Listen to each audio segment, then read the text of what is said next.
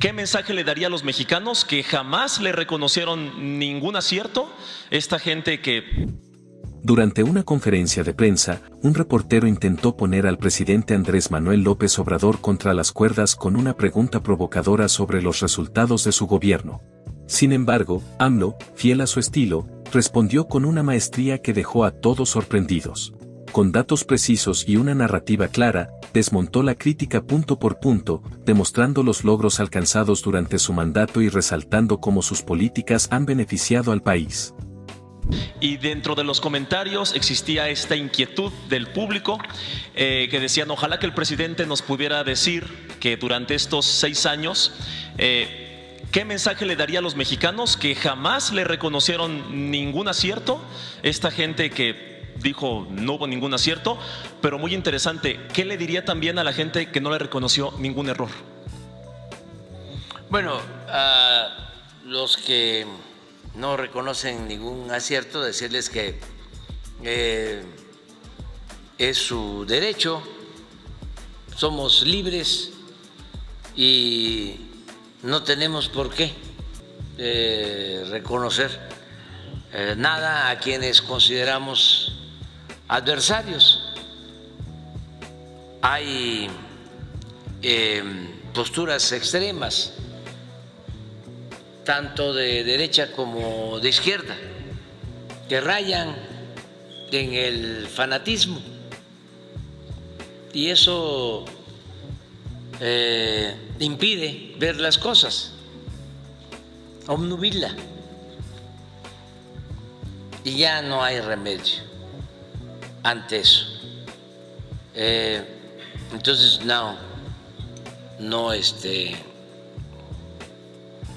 no hay nada que reprocharles, al contrario, decirles que sigan su camino, que van bien, que no hay que perder la esperanza, sobre todo quienes los rodean, sus amigos, familiares, todos, que algún día vuelvan en sí, que cambien, hasta las piedras cambian de modo de parecer, y hay que tener paciencia, mucha paciencia. Y lo mismo por el lado de quienes me quieren mucho y no me ven ningún defecto. Es pues algo también normal, aun cuando en honor a la verdad sí son un poco más críticos.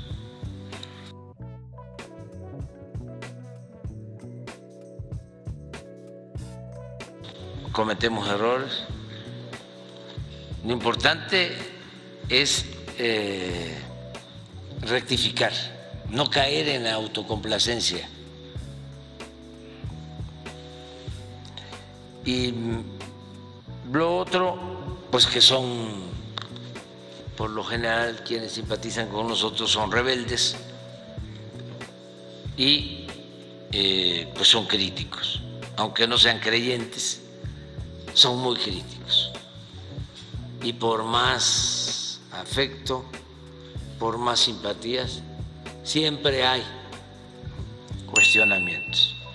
Yo a todos los mexicanos los respeto, les agradezco mucho, a mis adversarios les agradezco bastante, porque sin el comportamiento respetuoso, responsable de quienes no nos ven con buenos ojos, no hubiésemos avanzado como se ha logrado, y no hubiésemos avanzado que ese es el hecho más importante, el meollo del asunto, avanzar de manera pacífica en la transformación, porque nuestros adversarios se enojan, calumnian,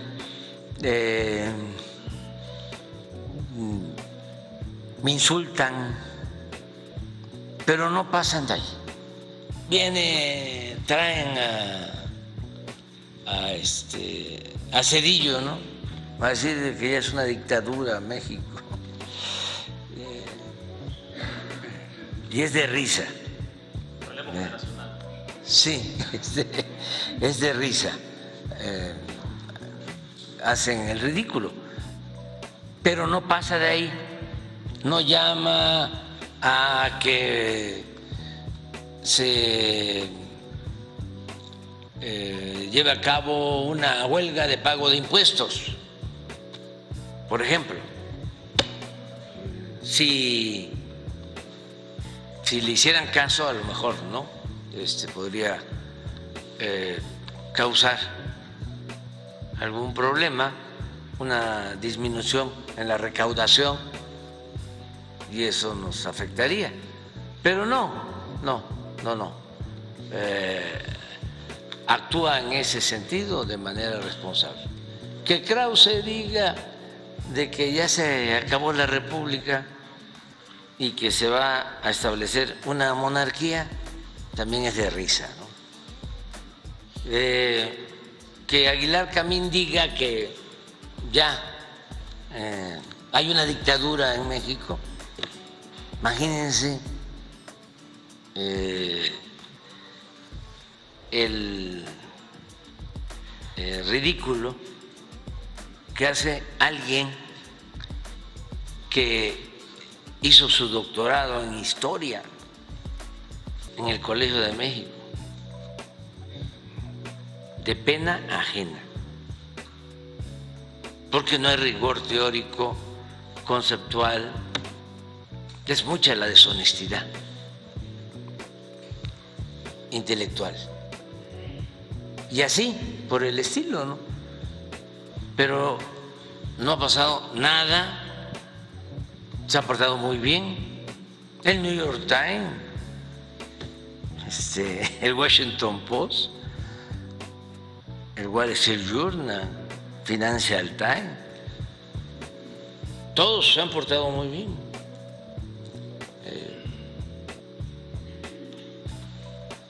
Sus artículos, que no los leen mucho, en contra,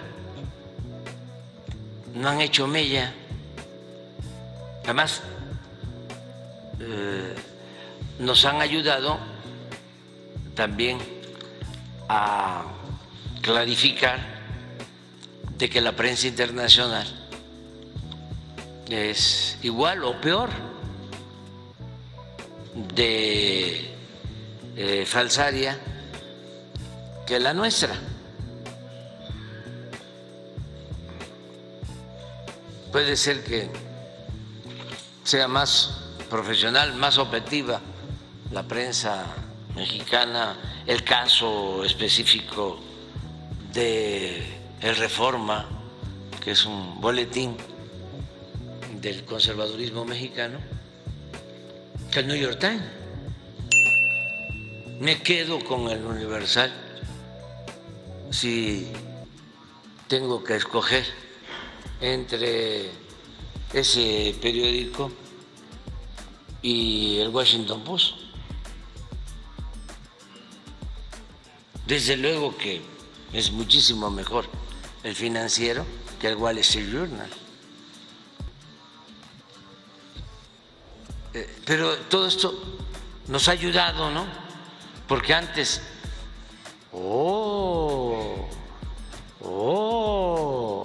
salió un editorial en el Washington Post. ¿No? Pues no, afortunadamente sigue la comunicación de manera directa, de boca en boca, y la verdad se abre paso y llega hasta el último rincón de nuestro país. Y existen las redes sociales y cada ciudadano mexicano es un medio de comunicación. Ahora con un teléfono puede estar dando su opinión, respondiendo. No hace falta tener defensores en los medios del gobierno de la transformación. A nadie le pedimos que nos defienda. Nos defiende toda la gente. Además, muy inteligentes quienes interactúan en redes sociales. Tú te los cepillas, tiro por viaje. O sea, te quieren mucho, ¿no? Sí. Sí. Me tienen mucho cariño. Sí, sí. Sí. Atención por lo menos sí me tienen. Sí. Entonces, y así, muchísimos. Agradecerle a todos los que interactúan en redes sociales, ayudan muchísimo, mucho. Caricaturistas, los que hacen los memes, qué barbaridad, mujeres, hombres, que nos hacen reír muchísimo. Si no, sería muy aburrido todo, pero es de risa. Vamos a ver si al rato me acuerdo de algo reciente, ¿no?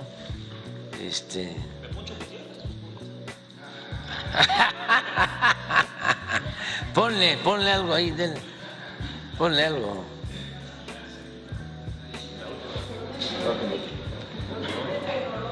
Presidente, en lo que... Miren, por ejemplo, el caso de Noroña. Qué gusto me da, qué gusto me da y lo felicito, porque ha actuado con mucho respeto, con mucha responsabilidad, ¿sí?, frente al desparpajo, ¿no?, de los opositores. Él serio, respetuoso.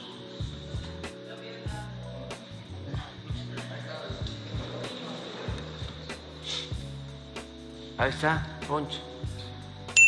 ¿Quién eliminó las pensiones? Zedillo. ¿Quién reprimió en Acteal? Zedillo. ¿Quién expulsó ministros? Zedillo. Pero ahí hay que agregar que los maiceó muy bien. ¿Quién hizo el Fobaproa? Zedillo. ¿Quién tuvo el error de diciembre? Zedillo. ¿Quién traicionó a Salinas? Zedillo. Eso no lo dices tú, lo digo yo. Sí. ¿Quién es el nuevo héroe de la oposición más inteligente de la historia?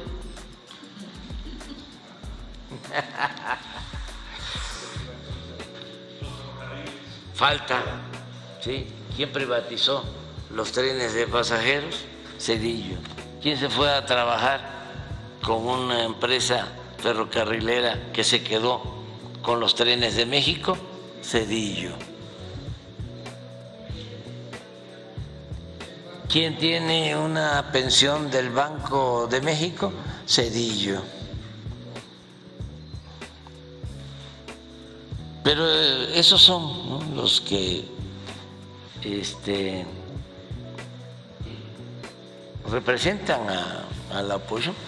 Tienen todo su derecho, ¿no?, de manifestarse, porque vivimos ahora sí en una auténtica democracia. no es dictadura, no es dicta blanda y tampoco es oligarquía, como era antes el gobierno de una minoría con fachada de democracia. Ahora es una democracia auténtica, verdadera, y les cuesta trabajo aceptarlo, porque para ellos, lo digo y lo digo y lo digo, y lo voy a seguir diciendo, porque no lo internalizan, para ellos el pueblo no existía. Así, la política era asunto de los políticos, de los de arriba, y ahora es distinto. El pueblo es el que decide, el pueblo es el que manda, y pues ellos son ciudadanos igual que es ciudadano un campesino, un obrero, un maestro, un pequeño comerciante, igual que todos, pero ellos se sentían superiores. Por eso el grito de la noche del 15, muera la corrupción, muera la avaricia. Como no se entiende lo suficiente lo que es el clasismo, por eso usé muera la avaricia, pero es también muera el clasismo. Lo que sí se entiende es muera el racismo y muera la discriminación. Y esas cuatro cosas, la corrupción, la avaricia, el racismo y la discriminación,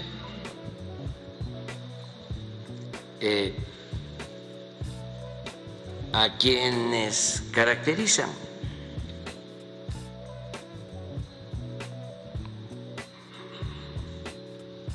Entonces, qué bueno que estás aquí con nosotros ya en estos días que nos faltan. Y adelante, adelante. Se fue introduciendo en el periodismo, ¿no?, la idea muy acomodaticia de que no había que tomar partido. Y claro, es una simulación más, porque los que sostenían que no había que tomar partido, claro que estaban tomando partido.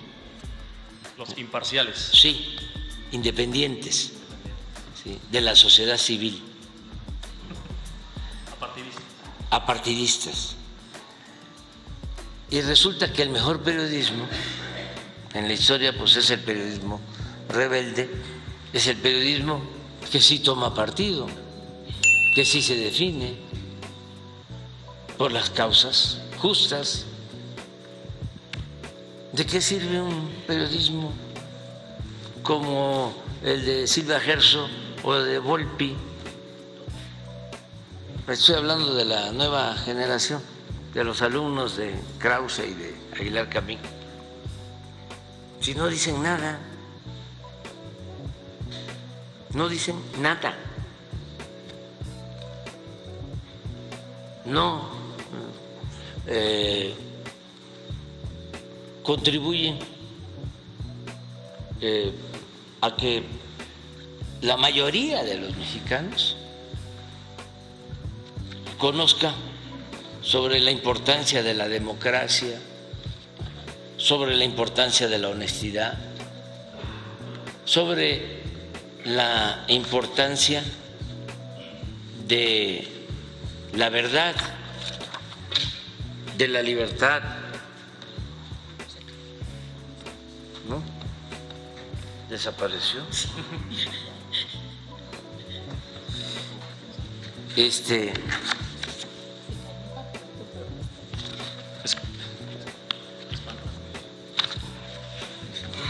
Aquí espantan. No, aquí en Palacio hay fantasmas, pero sí, pues imagínense que aquí durmió Maximiliano, que según Fernando del Paso no pudo dormir porque había muchas chinches y amaneció durmiendo arriba de una mesa de billar. Y hay tantas cosas, pues estuvo aquí Huerta y otros que no eran nada buenos. Se purificó el Palacio mucho porque vivió también el presidente Juárez y aquí murió. Pero esa es otra cosa. Pero bueno, nos da muchísimo gusto el que haya un periodismo que sí esté cercano al pueblo y lo más distante que se pueda al poder, esté quien esté en el poder. Y también el poder no es el ejecutivo, no es el gobierno. ¿Por qué Volpi? ¿Por qué Silva Gerso? ¿Por qué otros no? Pueden y tienen además toda la posibilidad de hacerlo, cuestionar al Ejecutivo, porque están en la UNAM y ganan lo mismo que yo gano.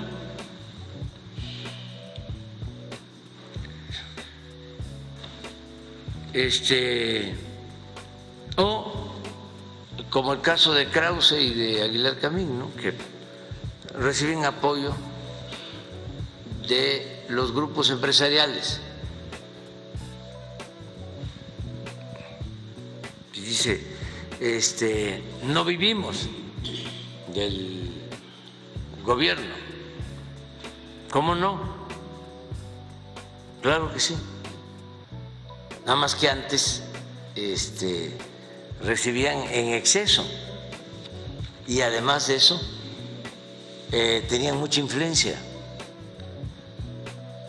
Ellos podían decidir a quién darle un premio de literatura, de ciencia.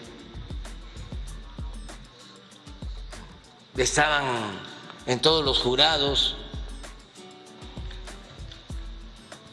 y desde luego pues eran muy cercanos a los presidentes. Cuando empieza su campaña Salinas,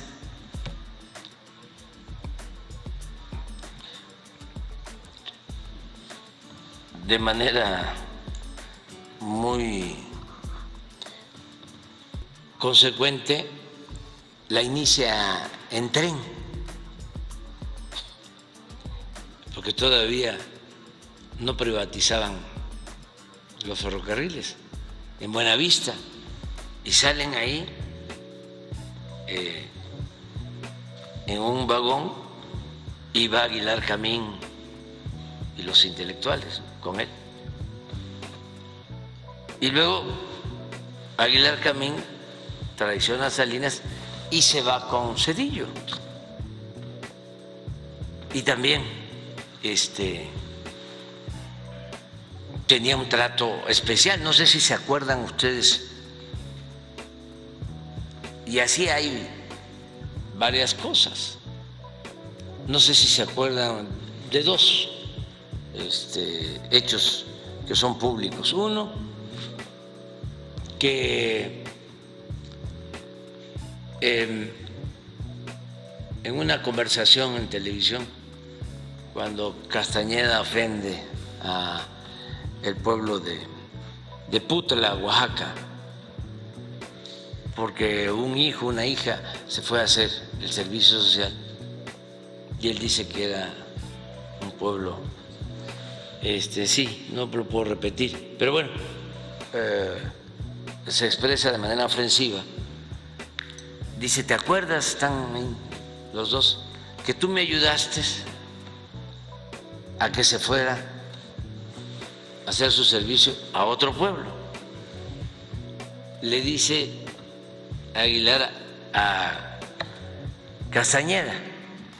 No, al contrario, Castañeda a Aguilar Camín, que era influyente. Y luego está el otro hecho, que quien acompaña a la señora Casar, esta de Claudia X González, del equipo de mexicanos a favor de la corrupción, ¿sí?, quien la acompaña para que cobre el seguro, es Héctor Aguilar Camín. Entonces tenían mucha influencia. ¿Por qué no pones lo de don Carlos ahí? Es que aunque se repita, como ellos siguen cuestionando, pues nosotros tenemos derecho a la réplica, ¿no? También de seguir insistiendo de cómo era, ¿no?, el poder de los intelectuales orgánicos y cómo estaban vinculados con la corrupción y sobre todo vinculados con los presidentes. Los recibos que estos documentos los entregó el mismo Salinas cuando se sintió traicionado porque Aguilar se fue con Zedillo, como también Televisa se fue del lado de Zedillo. Fue cuando aquella llamada, eso es para los jóvenes, ¿no? Pero nada más, miren, don Carlos, en relación al diagnóstico educativo realizado por este centro de investigaciones, según acuerdo celebrado en abril del año próximo pasado, se nos hizo un pago de 250 millones de pesos como anticipo equivalente al 50% del costo total. Adjunto a la presente, enviamos la factura complementaria por un importe de 284.220.000 pesos. Por otra parte, me permito comentarte, ¿sí?, que en virtud de la complejidad del propio estudio y diversos compromisos del INEGI incurridos en un retraso de 6 meses para su terminación, lo cual generó los costos adicionales que se mencionan en el presupuesto anexo mismo, que someto a tu consideración, y en el caso de tu aprobación se adjunta también la factura por el importe de 115.920.000 pesos. Y 3 años después, presidente, sé que no hemos terminado, pero nuestras finanzas, por la misma demora, andan mal.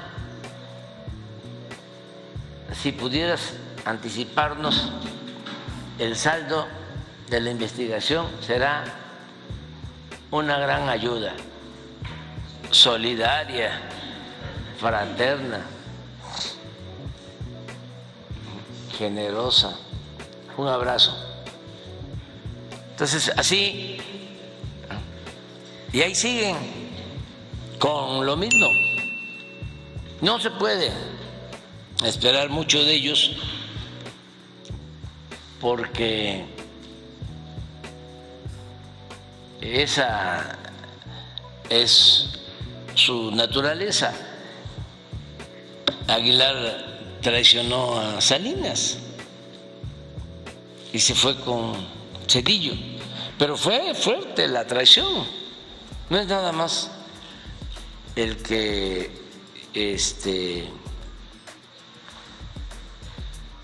empezó a cuestionar a Salinas. Escribió un libro sobre el expediente del asesinato de Colosio y habla, entre otras cosas, de cómo a la esposa del finado Colosio le daba miedo Salinas y la gente cercana a Salinas, y cómo la señora del finado Colosio, que también es finada, gente muy buena, tenía que meterse en la cajuela, y eso lo describe Héctor Aguilar Camín en contra de Zedillo, digo de Salinas, cuando estaba con Zedillo. Entonces imagínense si a esos que les daban tanto los traicionó, ¿a quién no traiciona? ¿Qué se puede esperar de una persona así? Y luego Entonces, nos han acusado nosotros de ser los chayoteros. Sí. Irónicamente, tenemos esa fama por estas mismas personas, algunas personas. O sea, nos la regresan, aplican. Sí, sería muy bueno que sacaran nuestros adversarios, ¿no? Las notitas a ver, un escrito del presidente dirigido a Jesús, no, Ramírez. Te encargo mucho que atiendas a Poncho.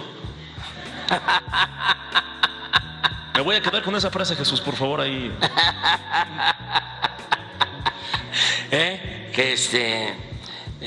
Que lo atiendas porque te ha portado muy bien, nos ayuda mucho, no nos critica. Entonces hay que darle maíz, pero que no sea maíz con gorgojo. Hay que especificar a nivel nacional que es broma, porque ahorita van a estar diciendo, ahí está la evidencia, chayotero, el presidente te dijo enfrente de... les encanta decir eso. Entrégale. Sí, de una vez. Su maíz, su chayote. Presidente, y una pregunta final. Usted ha visto que durante 6 años hemos hecho memes, humor, muchas cosas sobre un fenómeno social que a mí sí me parece delicado. Hay, me atrevo a decir, no solo miles, sino millones de mexicanos que se autoperciben como los fifís que usted ha criticado, y es un tema de identidad muy extraño, porque de verdad a veces parece que ellos se enojan más cuando les especifica uno que ellos no son los fifís, que son una clase aspiracionista, y al mismo tiempo hipócritamente dicen, es que nos dividió entre chairos y fifís el presidente. ¿Les especificas? El presidente nunca ha dicho chairos. Estas personas se autoperciben como fifís, ellos no son los fifís, y eso se les enoja más. Y han interpretado sus palabras de la crítica al aspiracionismo, que es defender una clase alta a la que no perteneces, como dice López que no hay que tener aspiraciones. Y cuando el presidente critica el clasismo y cómo la gente ha juzgado a los pobres, estas personas, estas mismas personas, lo interpretan como, es que López quiere que todos seamos pobres. Es un fenómeno que va más allá de la política. Yo sí creo que es un tema cultural. He hablado con ellos y es gente que neciamente se quiere percibir como los fifís privilegiados, burgueses, que usted ha llegado a criticar, no a todos, sino al dinero mal habido. Y esta gente, aunque le digas, tú no eres esa oligarquía, AMLO no odia las clases medias, no odia las aspiraciones, no quiere que todos sean pobres. Y es un discurso que hipócrita, irónicamente, los líderes de estas marchas y movimientos salen con la lona de basta de división, López nos dividió entre chairos y fifís.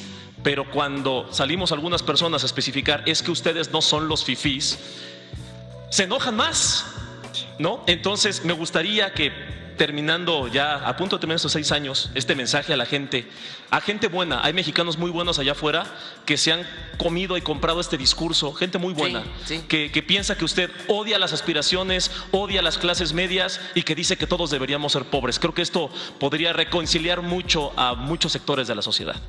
Sí, mira, desde hace 15 años me escribí un libro que se llama La mafia que nos robó la presidencia y el 2012, algo así. Y en ese libro hago una descripción de los más ricos de México, que los conozco a todos, y describo cómo veo a Carlos Slim. Cuando escribí ese libro, Slim era el más rico del mundo, hace 13, 14 años. Y hablo de que aún siendo parte del régimen y que fue favorecido por el régimen, había sabido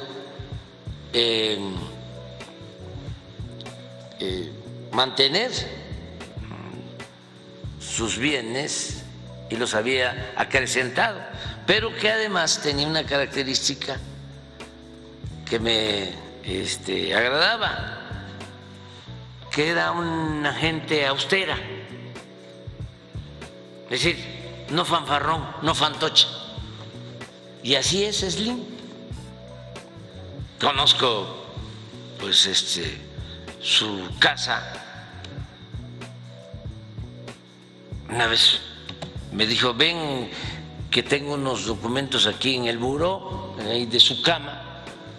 Y ni su cama, ni el buró, ni los muebles eran nada fuera de lo normal. Muy modesto, muy austero. Al grado que pasa el tiempo y el finado Fidel Castro escribió unas reflexiones sobre mi libro. Ahí lo recomiendo, porque nos da la razón. Y además, él, como profeta, dice que íbamos a triunfar. Pero estoy hablando del 2010. Y una de las cosas que sostiene es que coincide conmigo en lo de la austeridad de Slim. Eso no se sabe, pues, porque no es tema. Sin embargo, hay otras personas, como tú lo sostienes, que son muy extravagantes, muy fantoches, muy fanfarrones, y desde luego pues que no tienen la riqueza material de Slim.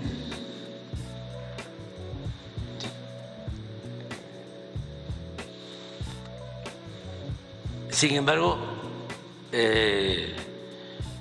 ellos actúan de esa manera, ¿no? Entonces, tenemos que buscar que la gente que todos pues actuemos pues con respeto, con modestia, con humildad. El poder es humildad. Y también suele pasar que los aspiracionistas son muy déspotas, no tienen el dinero que tienen los potentados, pero sí tienen un modo muy despótico para con sus trabajadoras domésticas, trabajadores domésticos. Se trascienden, ¿no?, humillando al prójimo, y tienen una mentalidad en donde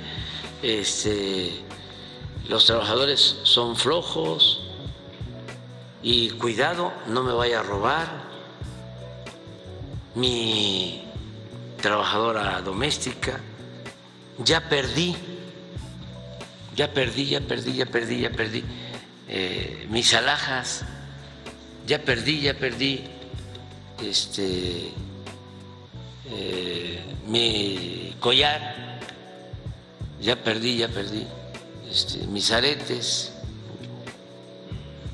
Y no los perdieron. Entonces, más que no se acuerdan dónde los dejaron. Pero de inmediato la desconfianza. Entonces, pues hay que tenerle amor al prójimo. Y cuando hablo de fifí,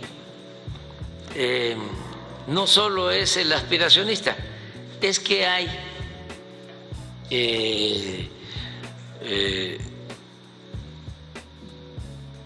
jóvenes, sobre todo, ¿no?, que son juniors, o que son muy conservadores. Fueron fifís, hijos de conservadores, los que quemaron la casa de la familia Madero antes del asesinato de Francisco I. Madero, antes del golpe, antes de que asesinaran al apóstol de la democracia. Y no solo eso, cuando detienen al hermano de Francisco I. Madero y lo asesinan de manera inhumana, lo torturan, y es horroroso lo que le hacen. Antes de que asesinen a su hermano, a Francisco I. Madero, salen estos fifís en los carros que habían en ese entonces más lujosos a celebrarlo por las calles.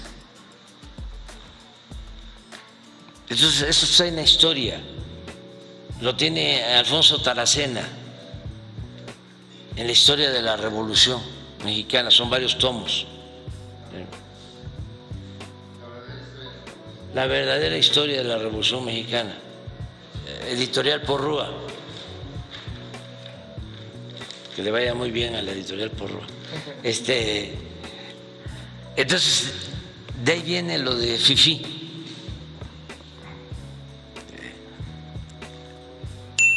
Ojalá y se entienda pues que ese es nuestro cuestionamiento. Nosotros sostenemos que no todo el que tiene es malvado.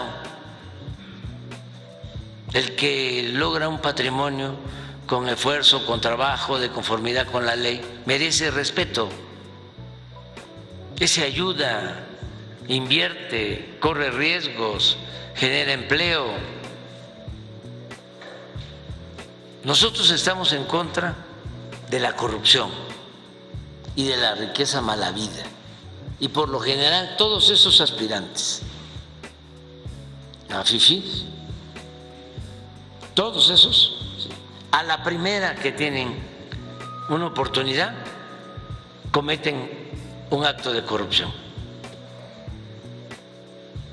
Pero cuando no tienen posibilidad de hacerlo, ¿no?, son críticos, pero cuando ellos tienen la posibilidad, inmediatamente se corrompen. Esto se dio mucho cuando empezaron los del PAN a ocupar cargos.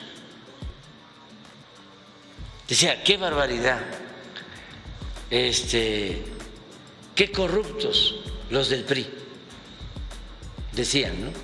Incluso mucha gente de clase media, o algunos sectores de clase media, eran del PAN y veían, ¿sí?, la corrupción solo